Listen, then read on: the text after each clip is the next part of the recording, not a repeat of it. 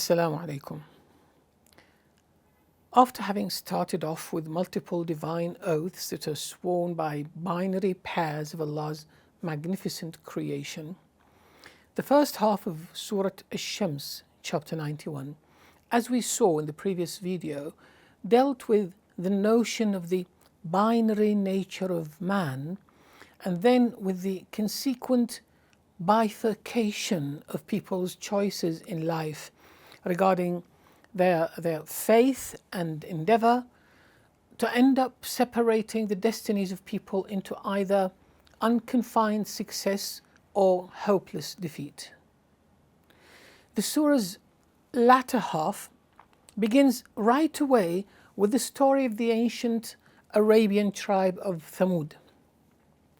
That is a vivid example of people who deserved crushing defeat and eternal damnation for their mutual agreement on abasing their nafs through the unrepentant defiance of Allah and through the pertinent disbelief of His Messenger Salih, peace and blessings be upon him.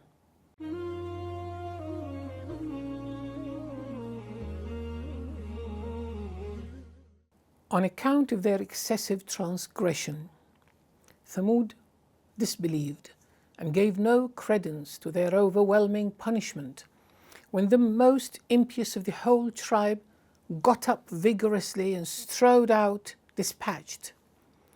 So Allah's Messenger told them, "The she-camel of Allah and her share of drink." And so they disbelieved him, and they thus slew the she-camel, and there, as a result of their crime, their Lord poured His wrath upon them and closed up the earth upon them, thereby bringing that retribution about evenly and wiping out the tribe altogether. Surely He has no foreboding of the consequences of such. The first thing to notice in this latter half of Surah Ash-Shams is the interesting fact that Ayah 11, كذبت ثمود بطغواها, can be read in two different ways depending on the meaning and function assumed for the preposition bi. كذبت ثمود بطغواها. And relatedly on what we take the word طغوى to mean, both within the construction بطغواها. You see, if bi is taken to be a conjunction corresponding to because of, which in Arabic grammar is called باء السببية, then the noun طغوى means transgression, and بطغواها in this case means due to their transgression. But if alternatively the preposition bi is taken to be part of the prepositional verb construction كذب بي, يكذب بي, then the sentence actually says that this tribe denied and challenged the warnings against their طغوى, which in this case means overwhelming punishment. I combine both readings of the ayah in one sentence with the insertion of the typical orange marker of denotative parallels set in between. On account of their excessive transgression, Thamud disbelieved and gave no credence to their overwhelming punishment. Next, إِذِ انبَعَثَ أَشْقَاهَا. Ashqa is the superlative adjective form of shaqi, which means evil and impious. This superlative form is both gender neutral and number neutral. So ashqaha simply means the most shaqi amongst them, and may thus be talking about the one person who practically slaughtered the she-camel, or about him together with the rest of his gang of 9 villains who are mentioned briefly in Surah Al-Naml, chapter 27, who are the most evil and impious among their people, the tribe of Thamud. As for the verb imba'atha, in the same ayah, إِذِ انبَعَثَ أَشْقَاهَا, it has 3 denotations in classical Arabic lexicons, all of which apply here, according to master exegetes of the Qur'an. It means leaping or jumping to one's feet, whether literally or figuratively. It means walking speedily and with determination, imba'atha. And it also means acting in submission to orders to be dispatched on a specific mission. For those who understand Arabic, ba'athahu or ibta'athahu fanba'ath. So to be dispatched on a specific mission. A final interesting observation to make here is regarding ayah 14, which begins فَكَذَّبُوهُ فَعَقَرُوهَا. And so they disbelieved him, and they thus slew her. In my rendering, I replaced the pronoun her with the she camel for the sake of clarity, using thin black italic fonts to mark the replacement. Now, the point is about فَعَقَرُوهَا, فَعَقَرُوهَا, and they thus slew her. And they thus slew her. This tells us, فَعَقَرُوهَا, عَقَرُوا means they, plural. This tells us that the collective consent of the whole of that tribe made every single one of them a culprit in the crime. And this is why Allah subhanahu wa ta'ala justly sawwaha, meaning both treated them equally and leveled it all together.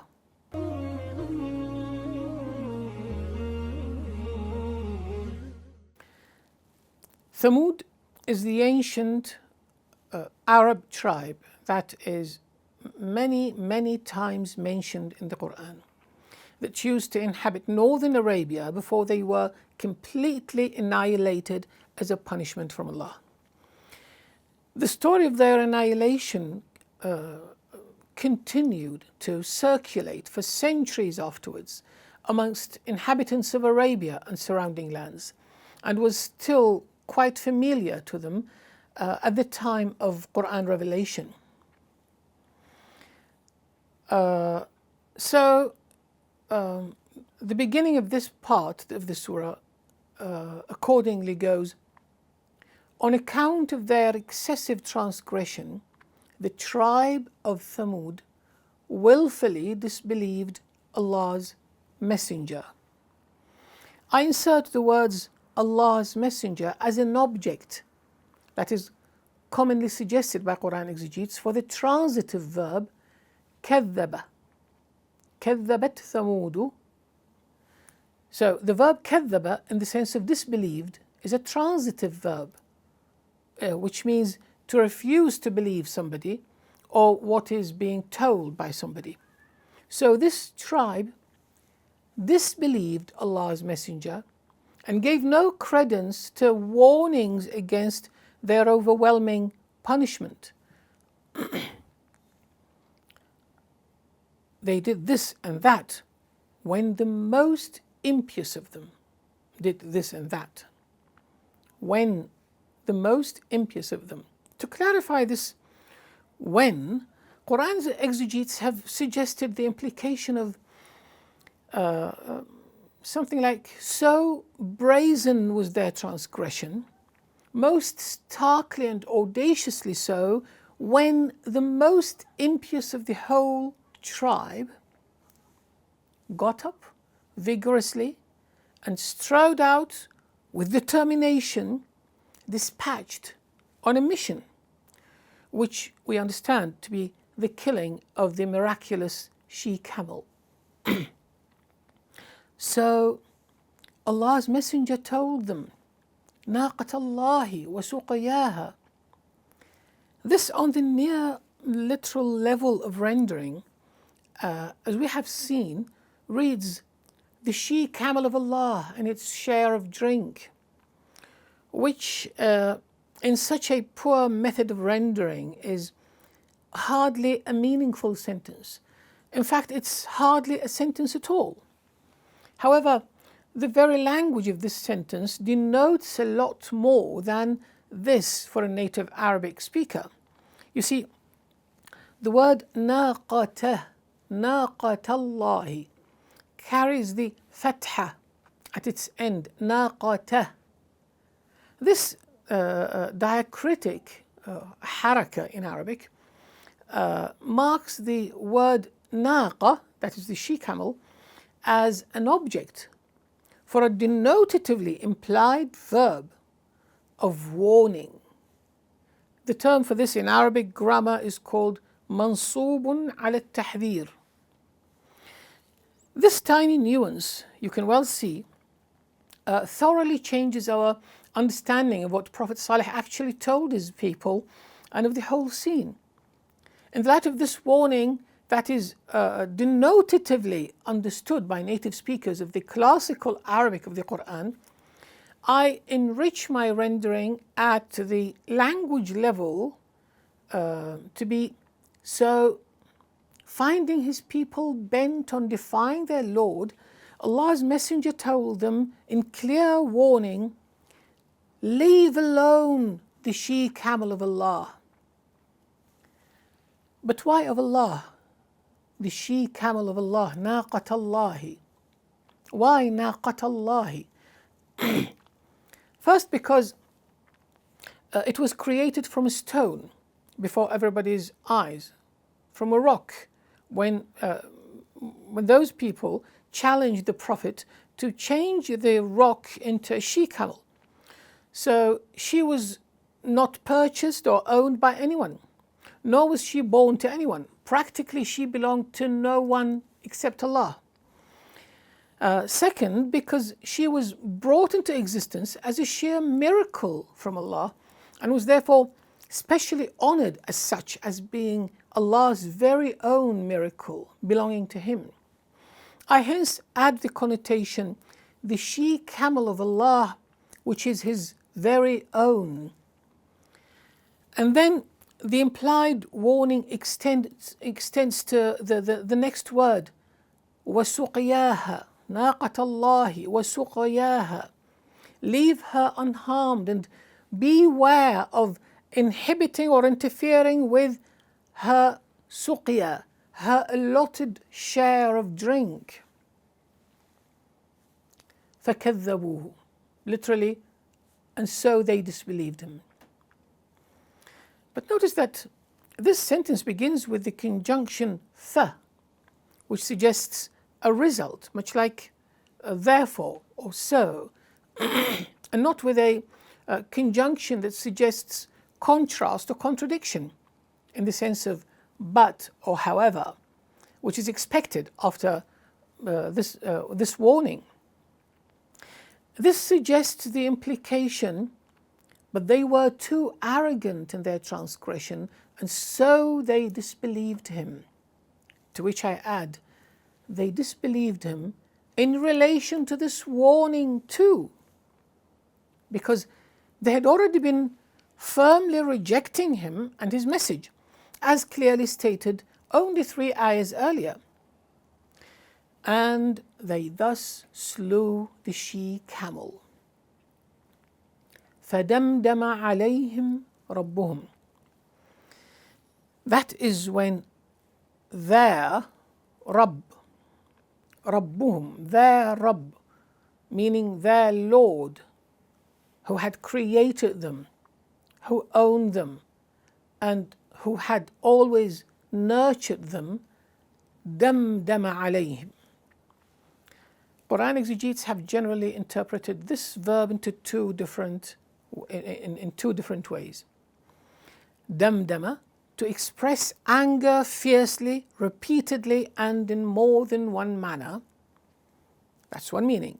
And to bury fully as in a grave. Dammama and damdama, to bury fully.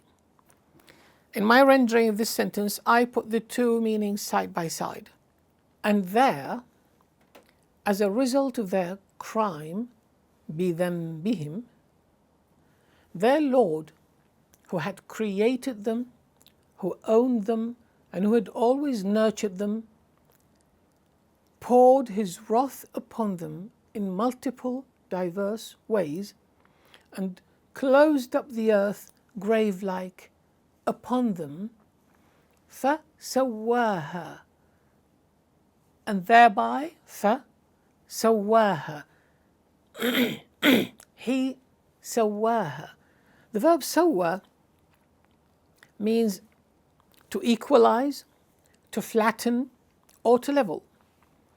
Within the present context, it produces two parallel sentences with two different reference implied in each sentence by the object pronoun ha, which means it, in فَسَوَّاهَا, once referring to the punishment and once referring to the tribe, فَسَوَّاهَا, thereby bringing that retribution about evenly for each and every member of the defiant tribe, and wiping out the tribe altogether.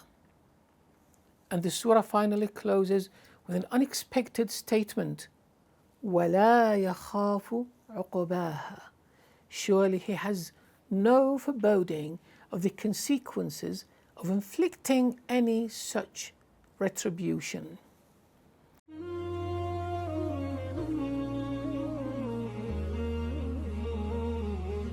An example of this latter case of people who have deserved crushing defeat for abasing the nafs through the unrepentant defiance of Allah and the pertinent disbelief of His Messenger is that of Prophet Salih's people.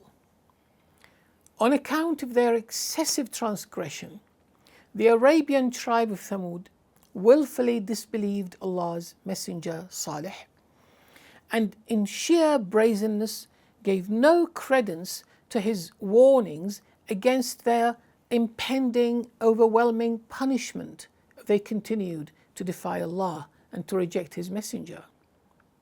So brazen in truth was their transgression, most starkly and audaciously so, when the most impious of the whole tribe got up vigorously and strode out with determination, dispatched by the rest of the tribe on a mission of hideous transgression to kill the forbidden miraculous she-camel that was created out of a rock as a miracle that proved Salih's truthfulness.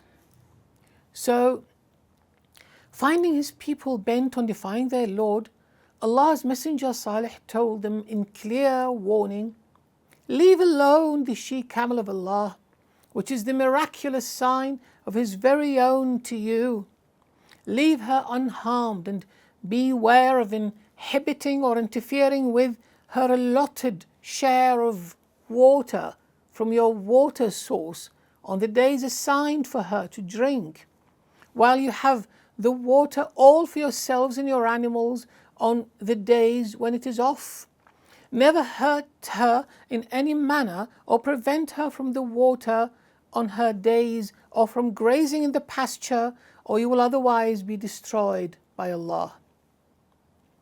But they were too arrogant in their transgression, and so they disbelieved Him in relation to this warning too, beyond their earlier disbelief of Him regarding the divine message that He conveyed to them. And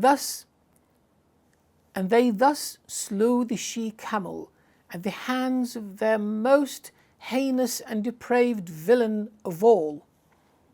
And there, as a result of their terrible crime, their omnipotent Lord, who had created them, who owned them, and who had always nurtured them with His abundant bounty even while they defied Him for very long, justly poured his wrath upon them in multiple diverse ways, and closed up the earth grave-like upon them, thereby bringing that retribution about evenly for each and every member of the defiant tribe, and wiping out the tribe altogether.